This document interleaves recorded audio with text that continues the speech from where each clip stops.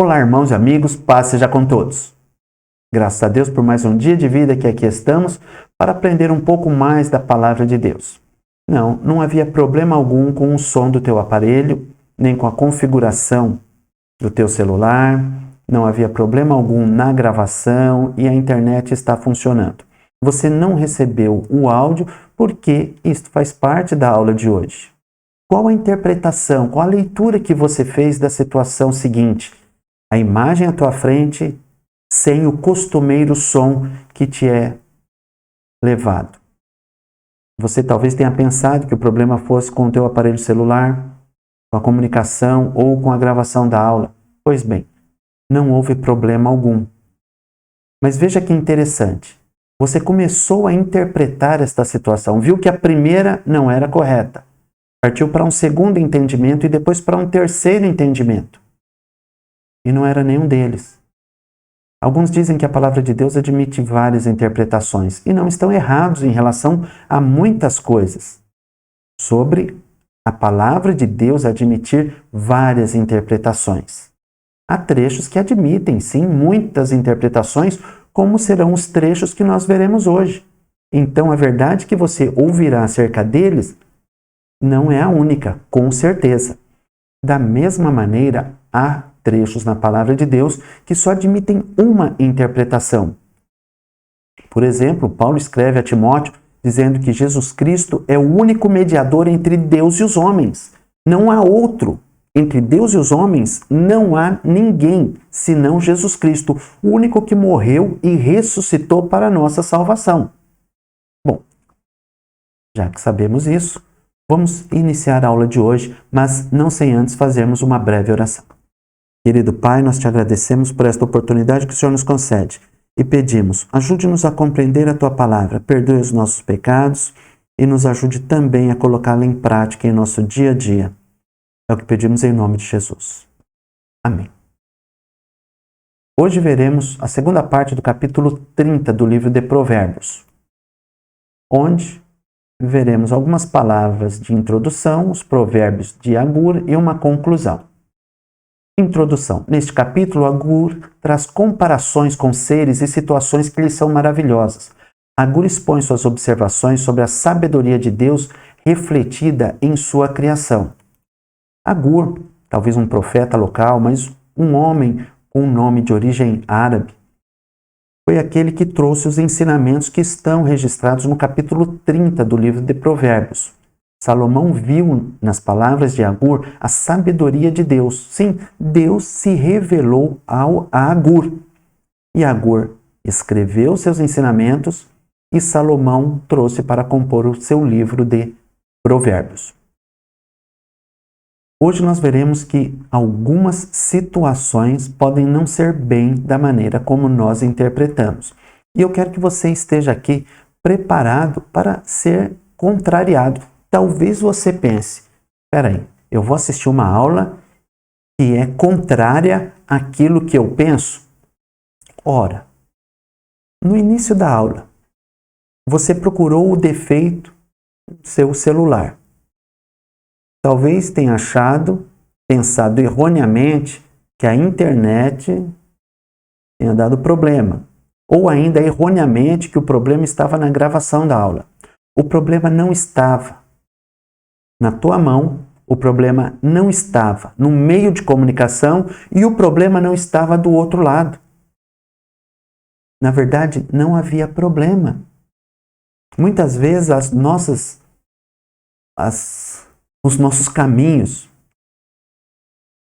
se deparam com situações, ou melhor dizendo, muitas vezes nos deparamos com certas situações em nossos caminhos em que começamos a procurar um sentido. E não podemos aceitar simplesmente que aquilo é da maneira como nós queríamos que fosse, ou que são da maneira como nós achamos que elas são. Porque podem não ser. E o maior prejudicado seremos nós mesmos, se não buscarmos a verdadeira interpretação daquilo. Aqui, Agur traz as suas lições em forma de poesia. Ele costuma usar 4 coisas para serem comparadas. 4 situações para extrair algum ensinamento da palavra de Deus.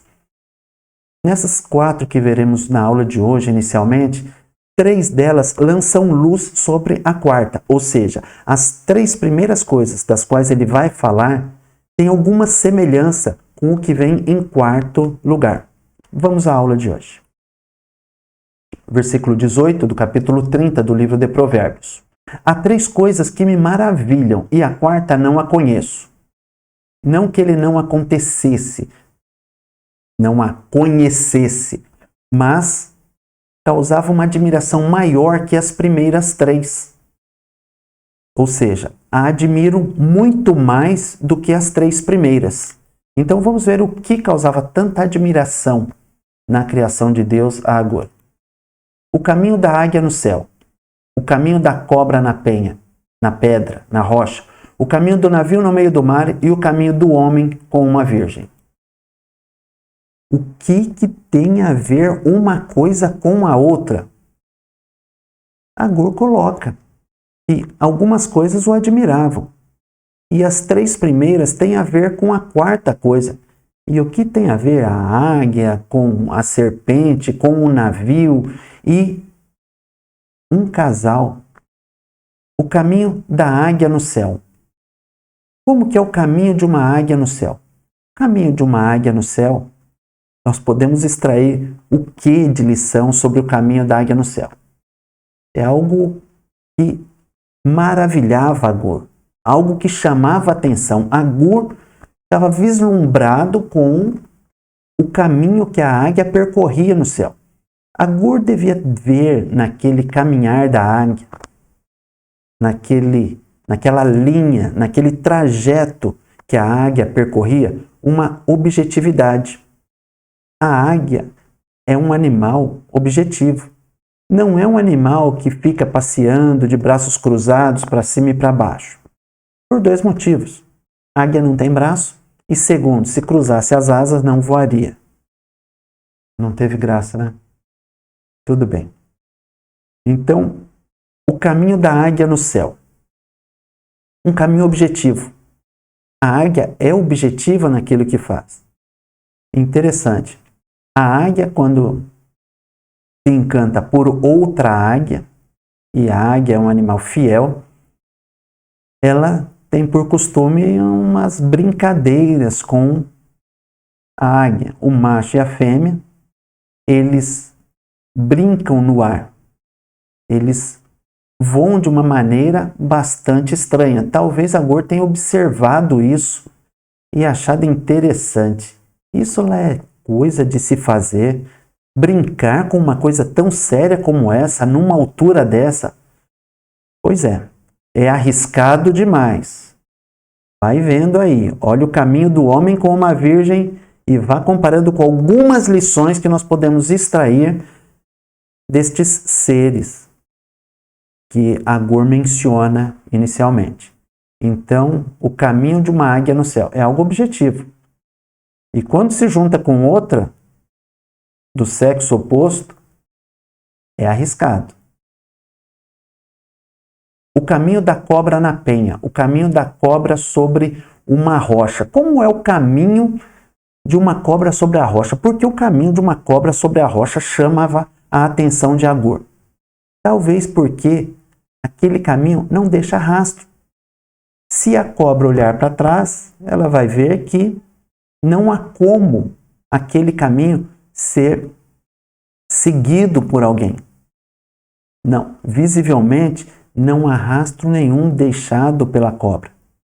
Isso chamava a atenção de Agur. E ele via alguma semelhança com o caminho de um homem com uma virgem. O navio no meio do mar também chamava a atenção de Agur, embora esse não fosse o navio que vinha à mente de Agur quando ele escreveu este provérbio. Não foi este tipo de navio. Foi mais um navio semelhante a este. E nem tanto ainda. Mas com certeza não foi este navio que apareceu na imaginação de Agur. mas algo parecido com esse. Agur via no caminho do navio no meio do mar uma certa semelhança com o relacionamento de um homem com uma mulher, de um homem com uma virgem, de um homem com a pessoa com quem ele iria se casar, melhor dizendo. E o que tem de semelhança entre um navio, o caminho que o navio percorre e um casamento? Olha que interessante. Como que um navio se desloca? Sim, por cima das águas. Não é bem essa a lição que Agur queria trazer. O navio se desloca por sobre as águas. Mas imagine um navio no meio do oceano. Olha para a direita, para a esquerda, para frente, para trás. Não há referência alguma. Para onde conduzir aquele navio? Pelas estrelas. Sim, era olhando o céu que aquele navio se deslocava. O capitão daquele navio, o timoneiro daquele navio, ele conduzia aquele navio pelo meio do mar. O caminho do navio era feito pelo meio do mar, tomando única e exclusivamente como referência o céu. Olha que coisa linda! Não tinha como aquele navio chegar a algum lugar, muito menos no seu objetivo, se não fosse se baseando naquilo que estava acima dele. Já começou a entender o porquê Agur disse que o casamento e o caminho de um homem com uma donzela, com a noiva, com sua namorada, com uma virgem, era semelhante a essas três coisas. Eis aqui, o caminho do homem com uma virgem. Agur, ele ficava admiradíssimo com o caminho da águia, com o que acontecia com a águia no céu. Ela se arriscava, mas ela era objetivo. O caminho de um homem com uma mulher é arriscado, mas quando o homem se apaixona por uma mulher, ele é objetivo. E a mulher, quando se apaixona por um homem, também ela é objetiva. Ela vai atrás daquilo que ela quer. Ela quer se casar, ela vai buscar aquilo que ela quer. Interessante, o caminho o que tem a ver a cobra com o caminho do navio, com o caminho da águia e com o caminho de um homem e uma mulher? Ora, o que causa admiração em Agur são alguns aspectos. Talvez você discorde de mim e fale, não, eu não concordo que seja isso. E com certeza, você pode não estar errado. Mas eu também não estou errado. Eu estou apenas extraindo um dos aspectos. Há muita coisa de que se pode falar sobre o caminho da águia no céu, o caminho do navio no mar e o caminho da serpente sobre a rocha e sobre o caminho do homem com a sua futura esposa. Mas o curioso é que o caminho daquela cobra não deixa rastro. O relacionamento entre o homem e uma mulher, se você quiser que o teu relacionamento vá adiante, você tem que fazer como a cobra faz. Não deixe rastro. E como você faz para não deixar rastro? Não deixe marcas. E o que seriam essas marcas? Más recordações das coisas que aconteceram no passado. Tem casal que em um momento de acalorada discussão começam a lembrar de fatos que aconteceram há décadas. Sim, há pessoas que conseguem se recordar do que aconteceu às 14h32 de maio de 1982. Gente, aprenda com Agur. Olha o caminho da serpente sobre a rocha. Aquela serpente, se olhar para trás, ela não vai ver por onde ela passou. Você tem que esquecer dos lugares por onde você passou, se você quiser ter um relacionamento contínuo, um relacionamento duradouro. Você tem que aprender a perdoar, a esquecer o passado, criatura. Ô filho de Deus, aprenda com a serpente.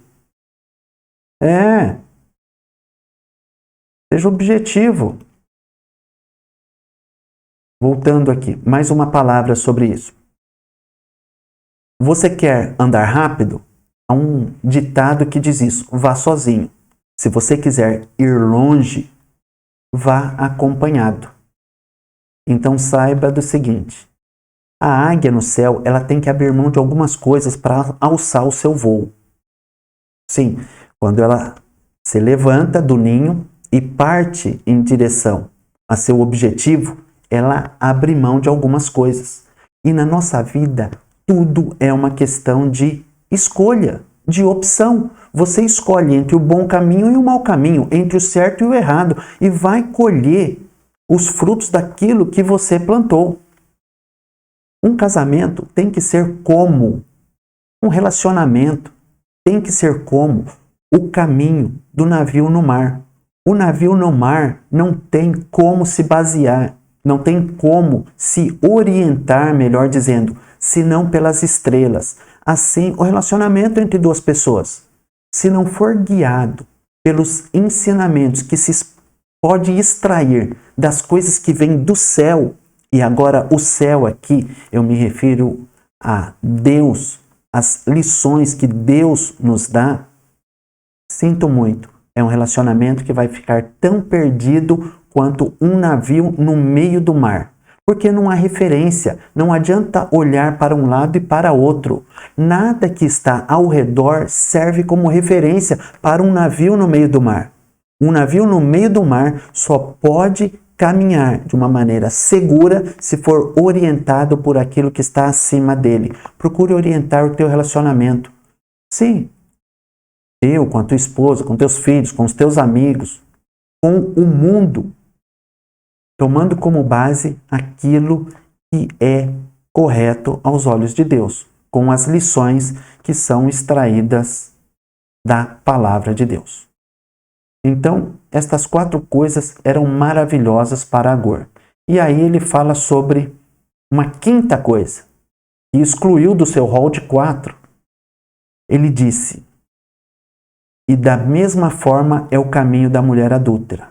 Ela come, limpa a boca e diz: não cometi maldade. A mulher adúltera, ela interpreta as situações de uma maneira que lhe convém. Ela abraça o ditado diabólico que diz o seguinte: não é errado se te faz feliz. Só não reconhece que quem escreveu isso foi Satanás. Não, isso não está escrito na Bíblia, mas é uma verdade que se extrai da palavra de Deus.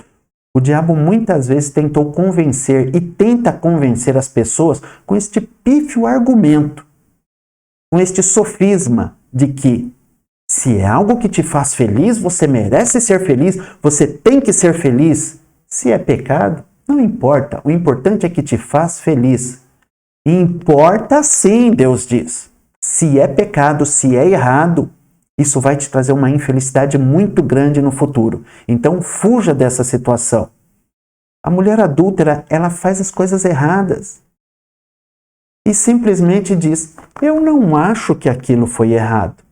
É como se ela sentasse para um banquete, se alimentasse. Aquele banquete vai causar ela alguma marca, mas ela se livra daquela marca de uma maneira muito sutil e simples. Da mesma forma como uma pessoa pode passar um guardanapo em sua boca e limpar alguma sujeira que a comida tenha deixado e não ter mais sujeira nenhuma no instante seguinte, uma mulher adúltera acha que acontece a mesma coisa, porque a mente dela lhe diz que aquilo não é errado. Mas não é porque a mente diz que não é errado que aquilo não seja. Há interpretações que são totalmente erradas. A da mulher adúltera é uma interpretação errada. Ela comete o pecado e diz: isso não foi nada tão grave. Alguns ainda justificam seus erros dizendo: mas todo mundo faz alguma coisa errada. Acontece. Todo mundo que faz uma coisa errada e não se arrepende, não para de fazer, vai para o mesmo lugar. Eu posso interpretar as coisas de várias maneiras, mas a maneira que eu interpreto pode não fazer sentido nenhum para algumas pessoas, porque não lhes é conveniente aquilo. Tem gente que consegue distorcer a palavra de Deus de uma forma que você pensa, gente, esta cabeça está muito fértil. Deve ter muito adubo aí. Não é nem adubo, deve ter esterco. Para interpretar dessa forma, só pode ter esterco. Sim, aquela primeira quadra pode ser interpretada de outras formas também. Quem tem esterco na cabeça pode interpretar aquela primeira quadra, versículo que nós lemos há pouco, da seguinte forma: caminho da águia no céu, o caminho da serpente sobre a rocha e o navio é igual ao casamento. Tem algum atrapalhado que pode até dizer: a interpretação correta é: o homem é a águia que olha a mulher, mas a mulher tem uma mãe, que é a serpente. Então, a águia tem que pegar a serpente, colocar no navio que vá para longe, e assim ele pode viver tranquilo com a sua esposa. Não faz sentido. Alguns podem até ter gostado, mas isso não é justo. Não é justo falar isso com a sogra, nem com o sogro. Então, por favor, não faça brincadeira. Eu amo minha sogra. Eu amo a sogra da minha esposa. São pessoas fantásticas. Aliás, parabéns para a sogra da minha esposa. E para minha sogra também. Eu as amo. E o sogro também. E a esposa também, a filha também. Vamos lá. Então, voltando aqui à aula. Cuidado com as interpretações. Há pessoas que vão interpretar das maneiras mais diversas. Tem alguns que vão cometer um suicídio intelectual para torcer a palavra de Deus para justificar a sua forma errada de agir. Mas você não é assim. Você é uma pessoa inteligente. E o Espírito Santo, ele te mostra aquilo que você deve fazer. Com certeza, aquela voz que tem lá no fundo do teu coração que te fala: não faz isso. Às vezes você pode ouvir: não é errado e te faz feliz. Ou não é errado se te faz feliz. Tome cuidado. Essa voz não vem de Deus. Algumas mulheres adúlteras que, diante deste seu pecado, ou do reconhecimento que faz do seu pecado, chegam ao arrependimento. Algumas não se arrependem, outras se arrependem. Há possibilidade de uma mulher adúltera, de um homem adúltero se arrepender e ser perdoado? Com certeza. Jesus perdoa. Se a esposa perdoa, se o marido perdoa, tem que aprender com as palavras de Agur. O caminho da serpente sobre a rocha. Ela não deixa rastros. Quem perdoa não fica lembrando a parte que errou, que a parte estava errada. Ela não faz isso. Então, se você foi a vítima num relacionamento, não fique lembrando que a parte errada cometeu aquele erro. Se você quiser continuar com ela. Agora, se não quiser, continue jogando na cara, porque uma hora você vai se arrepender. Por 3 coisas se alvoroça a terra, e a quarta não a pode suportar. 3 coisas balançam as estruturas da terra. Há 3 coisas e uma quarta que extrapola as demais. Vamos ver que coisas são essas. Pelo servo quando reina, e pelo tolo quando anda farto de pão. Pela mulher aborrecida quando se casa, e pela serva quando fica herdeira de sua senhora. O que Agur está querendo dizer com isso? Agur está querendo dizer o seguinte: que são situações que causam um transtorno muito grande se forem presenciadas. Pelo servo quando reina. Por que pelo servo quando reina? A pessoa que sempre recebeu ordens, sempre foi oprimida. Muitas vezes, chegando ao poder, ela vai reproduzir essa mesma atitude, muitos por vingança. Certa vez eu ouvi uma pessoa que comprou um carro, e essa pessoa disse que ia passar por uma poça d'água, quando estivesse chovendo, para espirrar água nas outras pessoas, porque assim faziam com ele. Este é o servo que, se chegar a reinar, vai tratar as pessoas com opressão. O tolo quando farto de pão. É terrível. Uma pessoa tola é uma pessoa insensata, uma pessoa preguiçosa, uma pessoa que não tem juízo. Quando uma pessoa que não tem juízo tem suprimento suficiente para não precisar se preocupar com o trabalho, ela sai fazendo tolices. Uma pessoa tola, se ela está em uma situação de abundância, de não escassez, se ela passa por uma situação de fartura, aquilo que ela tem, ela não vai usar bem. E isso vai causar um desastre. Isto vai levar prejuízo para as pessoas, porque aquilo que ela tem não vai ser usado de uma maneira inteligente. Vai levar destruição. Por isso é bom que o tolo não seja farto de pão, porque assim ele se preocupa em obter o pão e dar sossego para as outras pessoas. Pela mulher aborrecida quando se casa. Em uma outra versão diz pela mulher odiada quando se casa, pela mulher amarga quando se casa. Algumas mulheres se casam por diversos motivos. Vários são os motivos pelos quais uma mulher se casa. Mas terrível é aquela mulher que se casa simplesmente para não continuar solteira. Coitado deste homem que se casar com ela. Ela não vai mudar, ela vai continuar aborrecida. E aí, meu amigo, sobrou para você. Deveria ter orado mais. Mas como não orou mais, a hora de orar mais e pedir para Deus graça é agora. Então, aperte o cinto e aperte o cinto. Então vamos lá. Mulher aborrecida quando se casa. Mas há mulheres que se casam e não estão aborrecidas. Se você se aborreceu na casa dos teus pais e se casou para sair de casa, tenha misericórdia de você, do teu marido e dos teus filhos. Mude o comportamento. Porque se você mudar o comportamento, não ficar trazendo as coisas erradas do passado que fizeram contra você, você vai ter um relacionamento duradouro. E aí vai ser diferente da mulher aborrecida quando se casa. Seja uma mulher feliz. Outra coisa que é terrível, a serva quando fica herdeira de sua senhora. Da mesma forma, quando o servo reina, quando a serva se torna herdeira de sua senhora.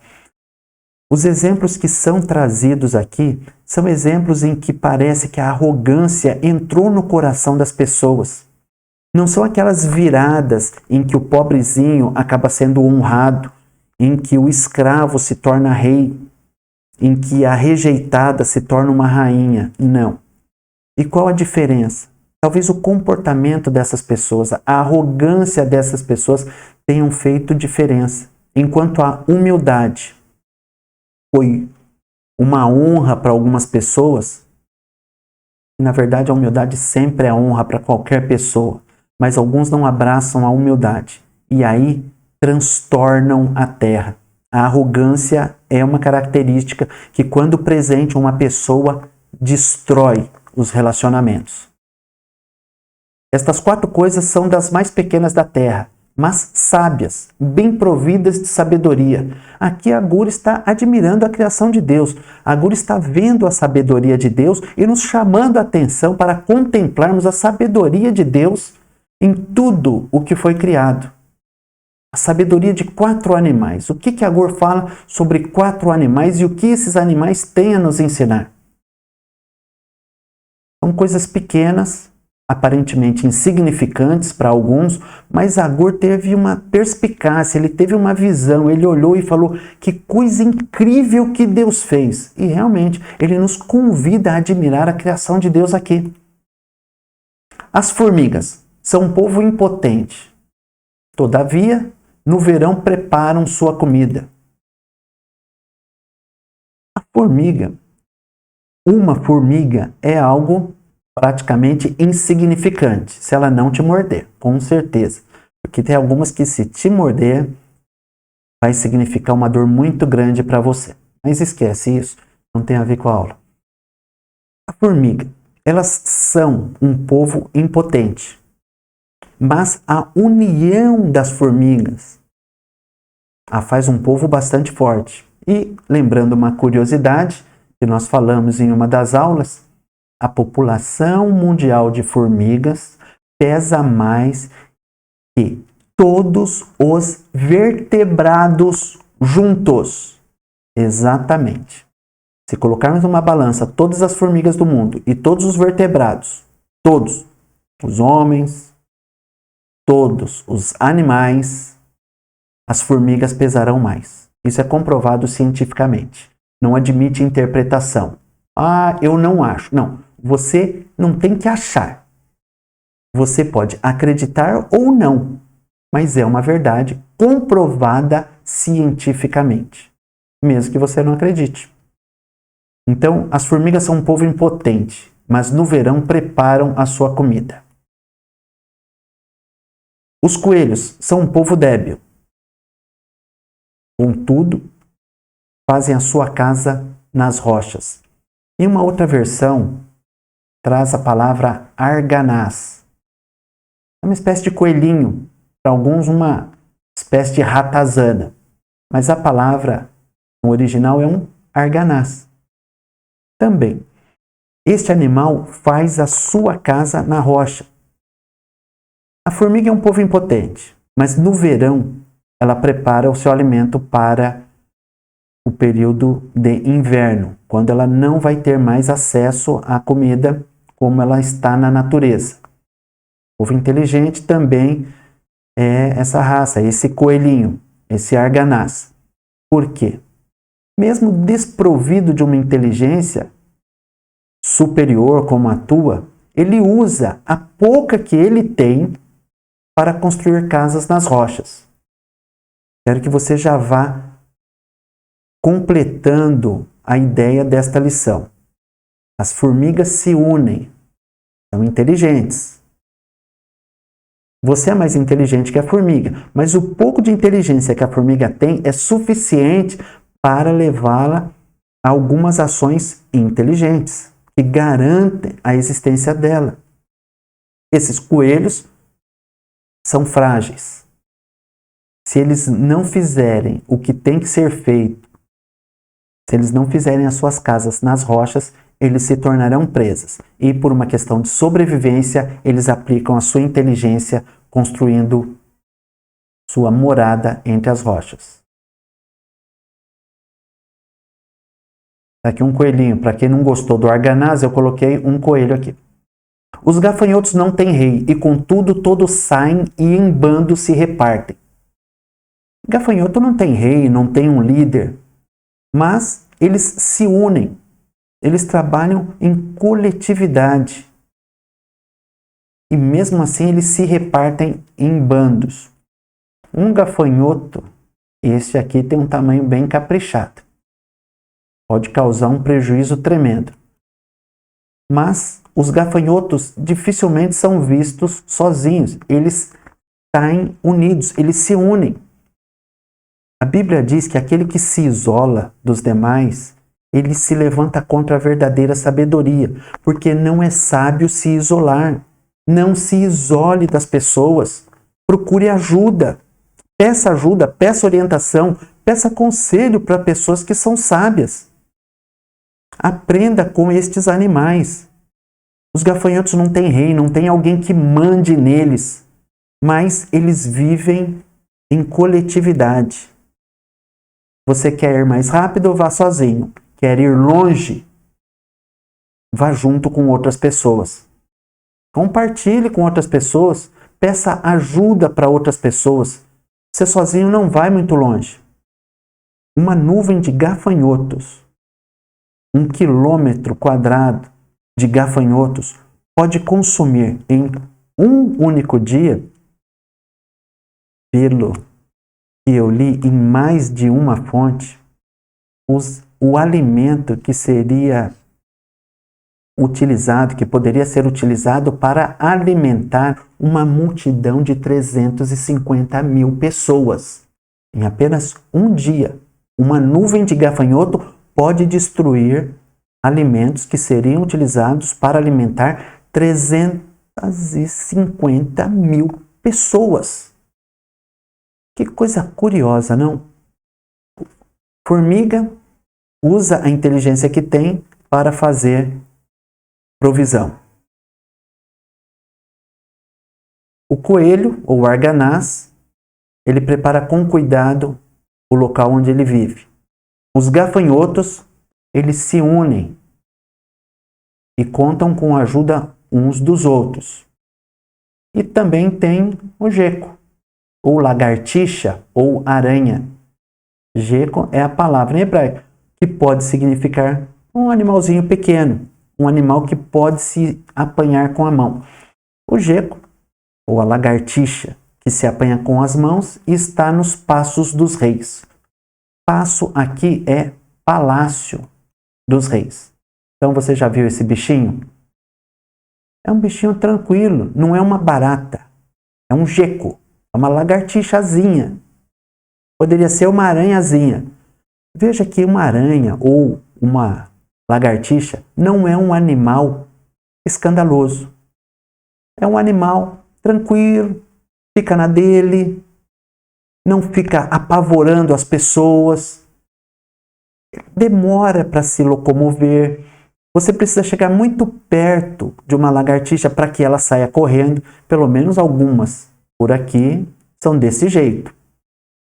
Se tiver alguma diferente, eu desconheço, mas vamos lá. Uma lagartixa é um animal tranquilo, diferente daqueles besouros, diferente da barata. Barata é toda alvoroçada, bate asa, algumas são desafiadoras. Algumas chegam perto de você e são nojentas. Não é que elas levam medo.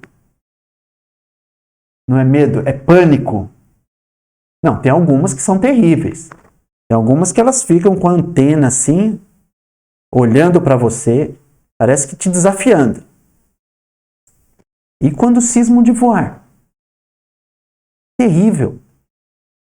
Mas o que chamou a atenção de Agur foi o geco, a lagartixinha.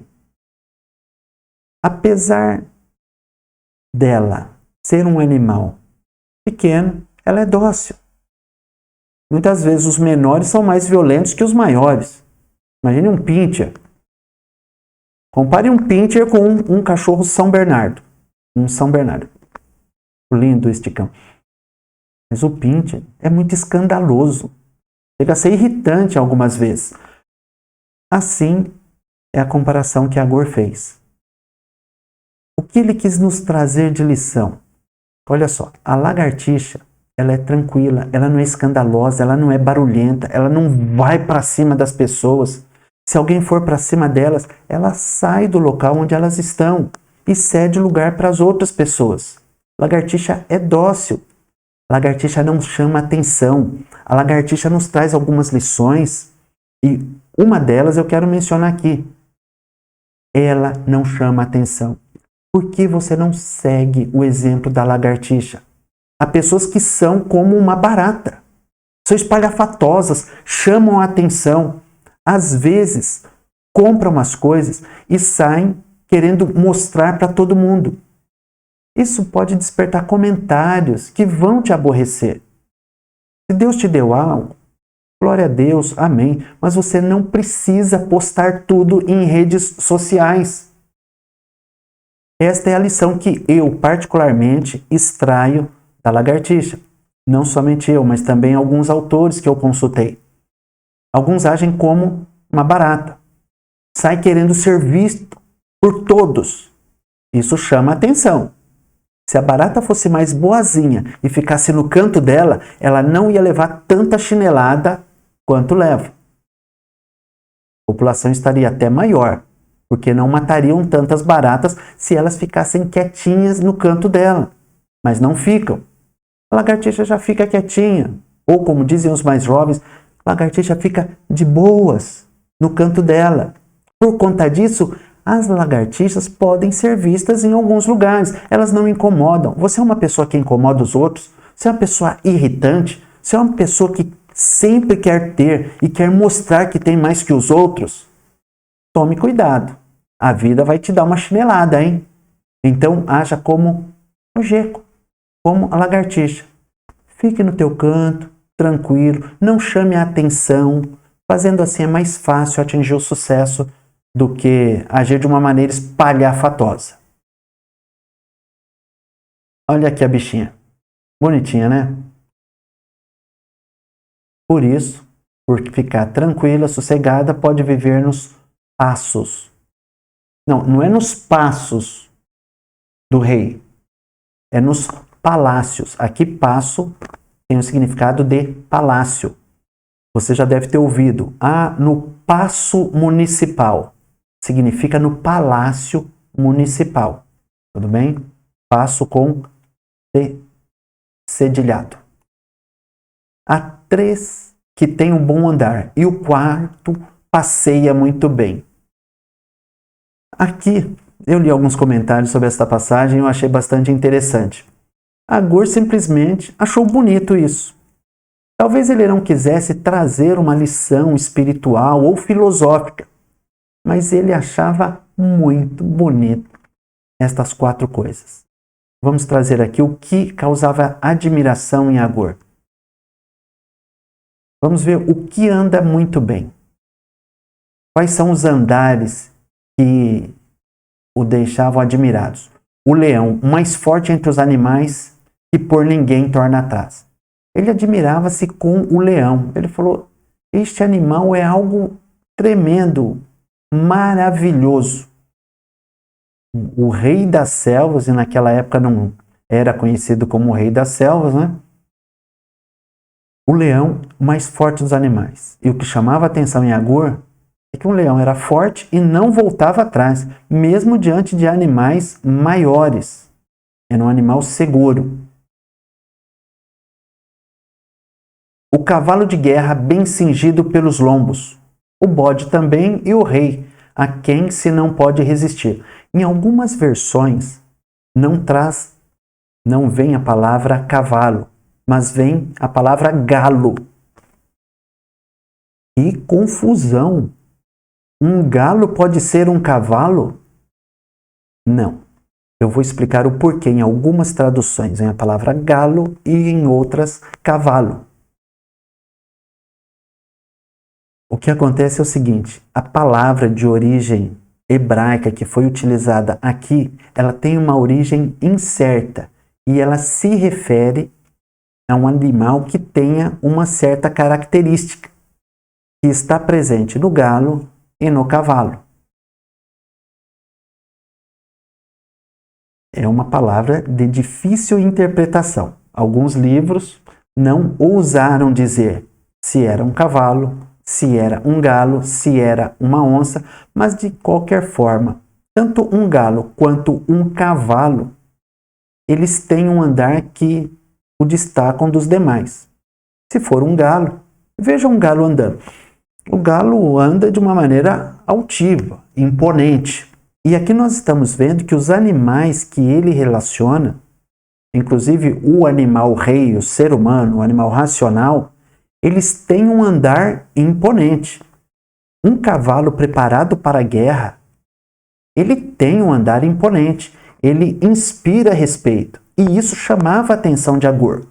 O leão impõe respeito. Um cavalo de guerra impõe respeito. Um galo impõe respeito. Poderia ter trazido aquele vídeo do galo se levantando e correndo atrás de algumas pessoas, mesmo sendo do tamanho que é.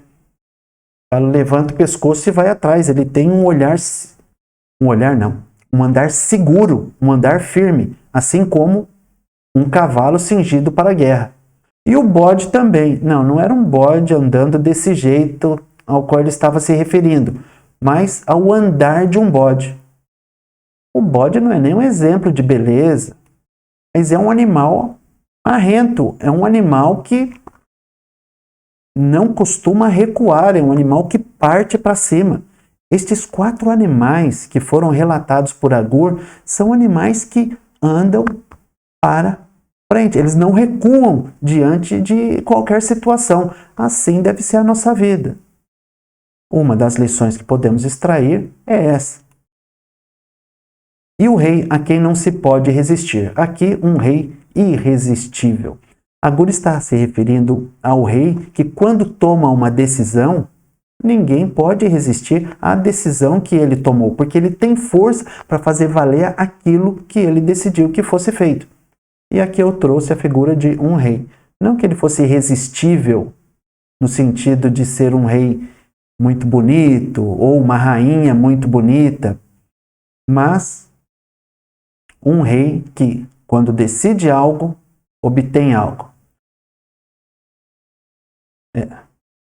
Este rei e esta rainha são este rei e esta rainha. O tempo passa, o tempo voa. Voa para mim e voa para você. E voou para eles. Pense nisso. Por que ficaram juntos durante tanto tempo? Porque eles seguiram aqueles princípios que Agur falou. Lembre-se do princípio da serpente sobre a rocha. A serpente não é a tua sogra. A serpente não é aquela amável senhora que deu vida à tua esposa. Aquela serpente nos traz uma lição. Ela não deixa rastros quando caminha sobre a rocha. Ela não fica se lembrando do passado toda hora. Aliás, falando no passado, você já se perdoou? Porque Jesus te perdoou. Mas você talvez não tenha se perdoado. Talvez você traga na tua mente pecados que cometeu lá atrás. Por não sentir que está perdoado, não desfruta da alegria que Deus tem para você. Para pensar. Se Jesus te perdoou, Jesus morreu para te perdoar. O que é mais forte? Um sentimento ou o perdão, a morte de Jesus Cristo?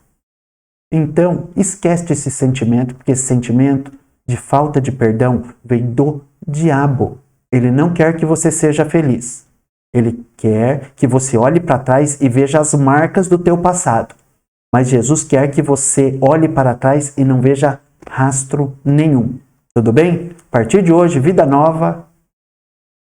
Levanta a cabeça, sacode a poeira, dá a volta por cima e seja feliz. Este homem é este homem. Um e outro. É o mesmo.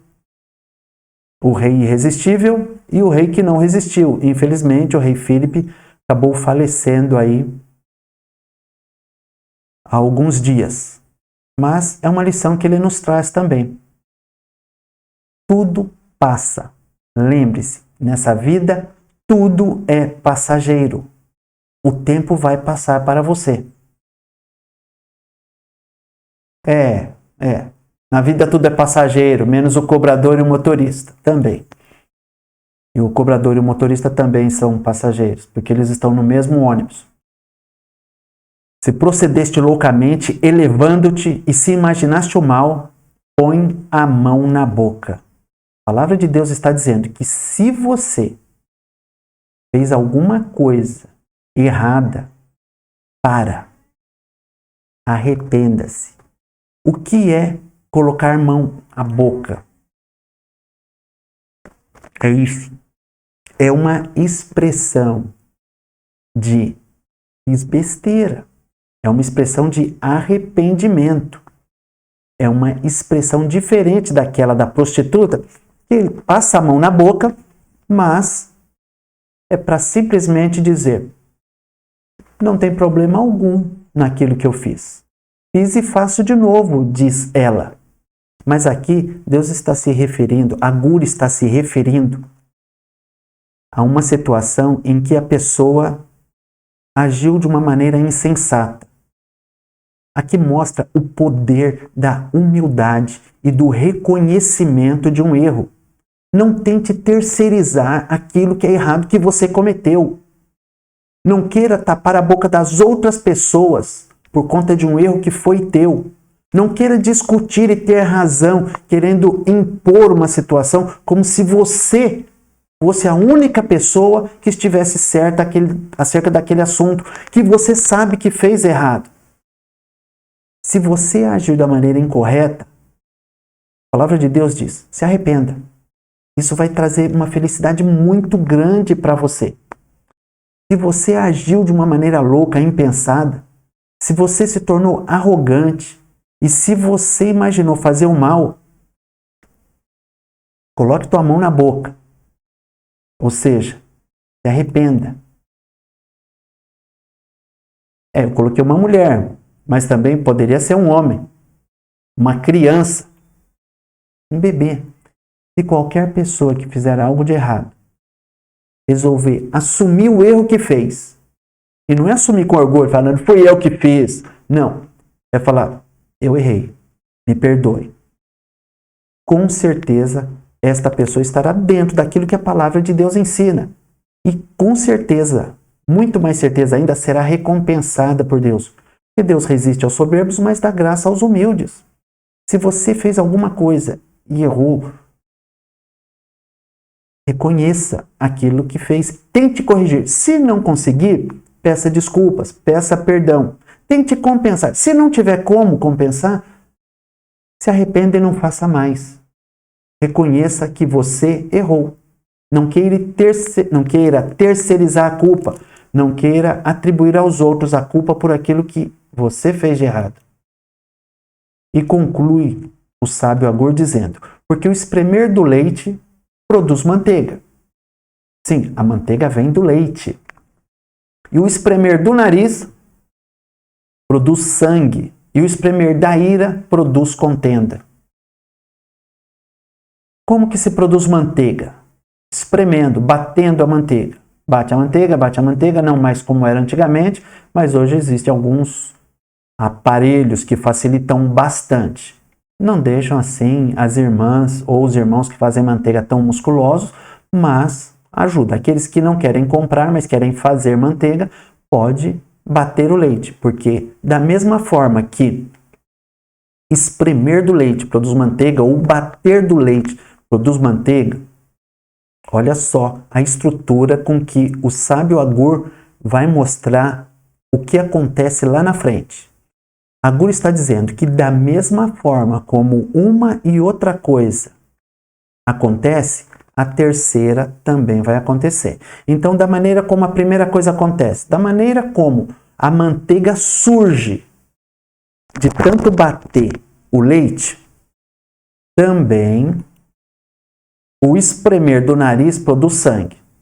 De bater no nariz, a consequência vai ser sair sangue. O sangue vai escorrer. Então, da mesma maneira que batendo leite sai manteiga, bater no nariz sai o sangue. E por óbvio, o espremer da ira produz a contenda. Discussão, briga, a ira, a raiva sendo externada vai gerar confusão. Então, faça o seguinte, não externe a raiva que você tem, porque a confusão vai ser grande se você fizer isso. Controle a sua boca, controle as suas ações. Tenha atitudes mais sensatas, tenha o que chamam de inteligência emocional. Mesmo que você tenha vontade de voar no pescoço e dar um belo chacoalhão, não faça isso, porque isso vai gerar contenda, desentendimento e isso pode trazer um prejuízo muito grande.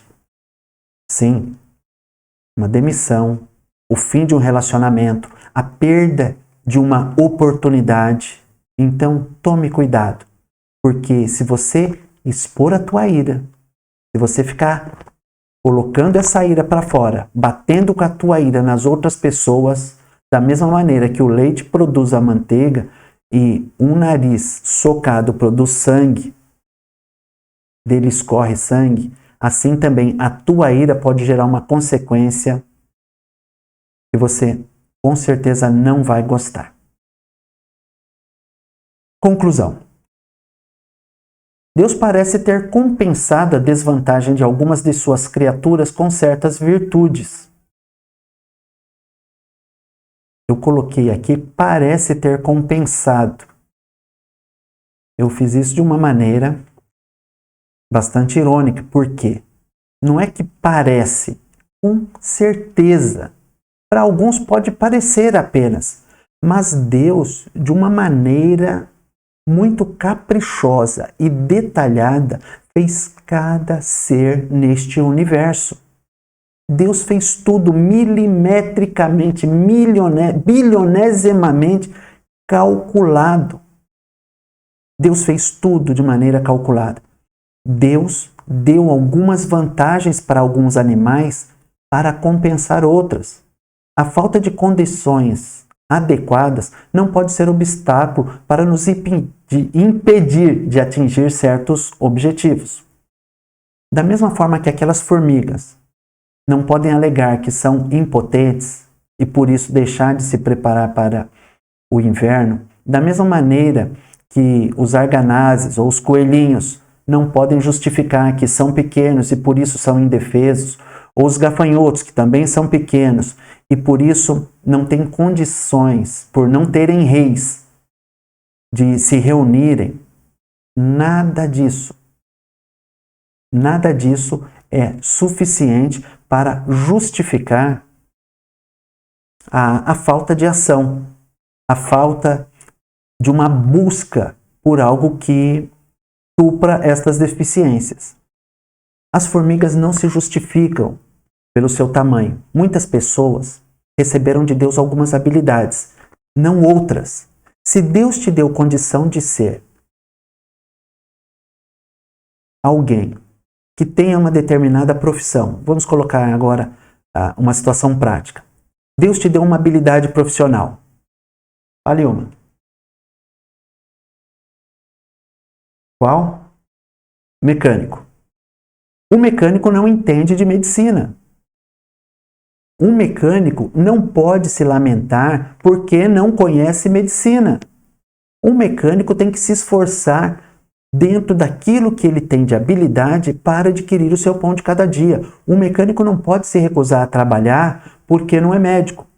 Um médico não pode deixar de trabalhar porque o seu veículo quebrou e ele não é mecânico.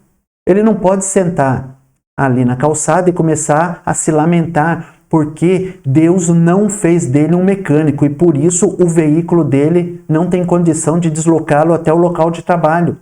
Deus te deu inteligência. Se você tem dificuldade com alguma coisa, pense em outros caminhos. Há outras alternativas. Não existe só aquela maneira de fazer algo. Peça para Deus orientação, inspiração e da mesma forma como aqueles pequenos animais compensam o seu pequeno tamanho, Deus vai te dar entendimento para compreender que há outras formas de fazer aquilo que você se sente incapacitado de fazer hoje. A palavra de Deus diz o seguinte: a carne é fraca, você é limitado, você não tem condição de fazer muita coisa. Mas isso não é justificativa para você ceder ao pecado ou às dificuldades da vida. Você não deve entregar a palha com a rapadura, não deve entregar o jogo, não deve lançar a toalha, não pode desistir da vida, nem das dificuldades. Ah, mas a minha carne é fraca, eu não tenho condições. Não, a tua carne é fraca, você não tem condições, mas Deus te dá condições. A palavra de Deus diz que o Espírito Santo nos ajuda em nossas fraquezas. Nunca será justificativa para você deixar de fazer algo que você é fraco, porque o Espírito Santo te fortalece. A palavra de Deus diz o seguinte: da mesma forma, o Espírito nos ajuda em nossa fraqueza, pois não sabemos como orar, mas o próprio Espírito intercede por nós com gemidos inexprimíveis. A palavra de Deus diz que o Espírito Santo nos ajuda. Ah, eu não sei falar. O Espírito Santo te ajuda. Ah, eu não tenho força. O Espírito Santo te dá força. Eu não sei nem como falar com Deus. Jesus morreu, ressuscitou, foi assunto ao céu e a sua promessa se cumpriu. Ele enviou o Espírito Santo para que estivesse conosco até o momento em que ele voltará. Então, peça para o Espírito Santo de Deus te ajudar. Ah, mas eu não sei como pedir. Começa pedindo e ele vai te ajudar. É assim que funciona. Olha o que está escrito na palavra de Deus. Romanos 8, 26. O Espírito Santo, ele vai te dirigir, vai te orientar, vai te dar entendimento sobre como você deve agir. Leia a palavra de Deus e ele falará ao teu coração. É o que tínhamos para hoje. Deus te abençoe e, finalizando, vamos ouvir um hino que fala sobre o que Deus pode fazer em nossa vida. É um hino de conforto, de consolo. Para você que está desanimado, saiba do seguinte: o Espírito Santo está contigo e ele vai te ajudar a vencer essa batalha. Deus os abençoe e até a próxima aula.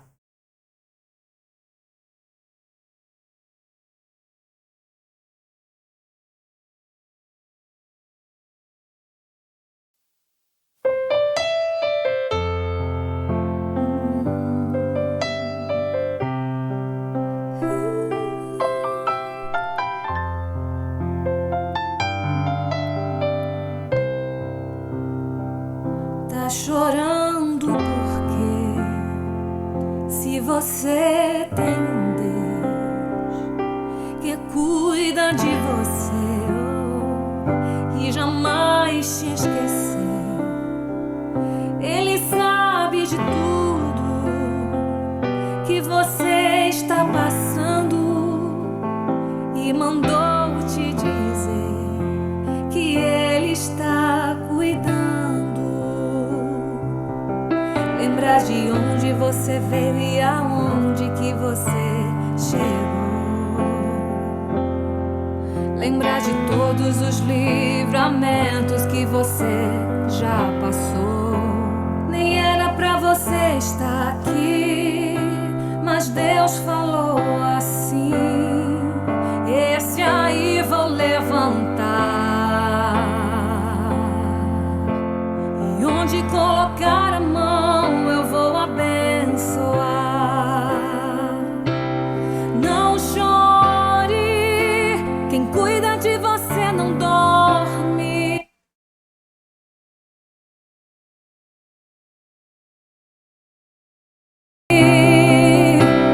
Levanta, tem muita gente que te ama. Deus mandou te dizer que vai acontecer. Deus mandou te falar